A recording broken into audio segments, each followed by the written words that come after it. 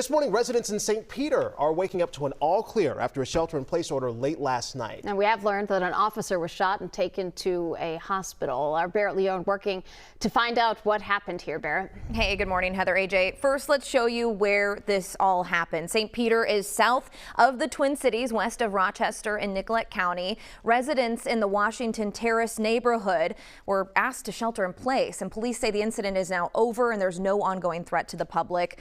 The Minnesota Bureau of Criminal Apprehension is now investigating what it's calling a use of force incident. But this morning, there's still a lot we don't know. Authorities say an officer was shot around 8 o'clock in the 2100 block of Bunker Lane. That officer was taken to the hospital. We did hear from neighbors who tell us the ordeal happened just steps away from their home, and they're still trying to process it all. Everything that we've read has met the description of our next door neighbors. Very thankful that we were not home, so we didn't hear it, we didn't watch it transpire, we didn't have to be worried about, the gunfire. We didn't need to be worried about like a stray bullet or anything about our safety. And right now, we don't know the condition of the officer. We do not have a description of a potential suspect or condition of the suspect from police. And again, authorities say there is no ongoing threat to the public. We have reached out to investigators and we'll update you throughout the morning as we learn more. All right, Barrett Leone in the studio with us. Barrett, thank you. Well, a change of plans for the vice president. J.D. Vance is no longer traveling to Switzerland overnight to lead talks with Iran. CBS News' Tina Kraus is following that surprise delay along with lawmaker reactions. The White House suddenly called off plans for Vice President J.D. Vance to travel to Switzerland last night, releasing a statement saying technical talks about Iran's nuclear program have not been finalized. There's no indication yet when Vance might head to Switzerland to lead the U.S. delegation. Earlier, he defended the agreement with Iran that President Trump signed Wednesday in France. You really have a win-win situation for the United States of America. Vance also lashed out at Israel after some Israeli cabinet officials criticized the agreement. Donald J. Trump is the only head of state in the entire world who is sympathetic to the nation of Israel at this moment in time. And he happens to be the head of state of the world's superpower. Some lawmakers closer to home are also sharing concerns, both Republicans. I do have concerns that certain aspects of this deal might be a step in the wrong direction. First and most important, we're going to give Iran sanctions relief for oil exports. And Democrats. This is an abject embarrassment to him on the global scale. He didn't accomplish anything in this. In fact, he bled from our own treasury about $70 billion.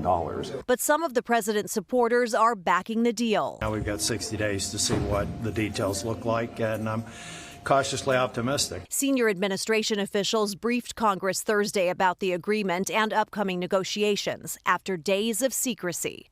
Tina Kraus, CBS News, London. And the Swiss Foreign Ministry sent out a statement this morning that says the talks have been postponed and no further information can be provided right now. Now, gas prices are falling as the oil continues to flow out of the Middle East again. National average sitting right below $4 a gallon. So it's out $3.99. It's fallen to $3.79 across Minnesota. It's still about 70 cents higher compared to last summer. City of Chicago is full of celebrities, world leaders, and former presidents. This is for the grand opening of the Obama Presidential Center. Bruce Springsteen, Stevie Wonder, John Legend, Jennifer Hudson, just a few of the famous friends performing on Thursday. The $850 million facility designed to be a local economic engine and global attraction. The former President Barack Obama spoke to the crowd about unity in America and also praised the Twin Cities' response to the ice surge earlier this year. Those ordinary people in the Twin Cities who brave frigid temperatures, risk their own safety, standing shoulder to shoulder to look out for their neighbors and sometimes look out for strangers because they knew that was the right thing to do. Before the ceremony began, the former president, the Obamas, they gave the former presidents and former first ladies a tour. Notably absent, President Trump not in attendance, marking the first time a sitting president did not attend an opening of a presidential library. That was because he was not invited to the event.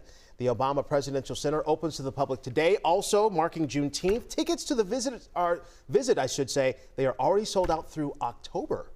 And today is an important day for our nation's history and the newest federal holiday, Juneteenth. Today marking the day that the last slaves were free in our country. So this was June 19th, 1865. Thing is, it took 2.5 years after the Emancipation Proclamation was signed, but on that day, slaves in Texas were told they were free. Maria Lisignoli joining us from the live desk. Maria, we know Minnesotans have already started those celebrations.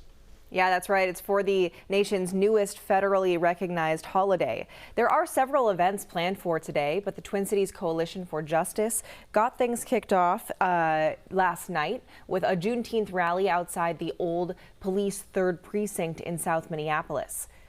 Black lives, they matter here. Black lives, they matter here. That's the building that burned down after George Floyd's murder. Protesters called for police reforms and reparations. The actual Juneteenth holiday is today, marking the end of slavery in the United States. There are plenty of events celebrating Juneteenth today around the Twin Cities. The state capitol is hosting its 5th Juneteenth celebration. It's a free event with entertainment and tons of resources, from legal and civil rights help to health, wellness, and more. In St. Paul's Rondo neighborhood, there will be a celebration happening from noon until 5. Plus, Midtown Global Market in Minneapolis is hosting events all day long, the first one starting at 10 a.m. In Maple Grove, they're also hosting celebrations. There's an evening full of food, dancing, and family-friendly activities starting at 5. We have a full list of all the Juneteenth celebrations happening around the Twin Cities. That's on our website right now, WCCO.com. All right, Maria, thank you.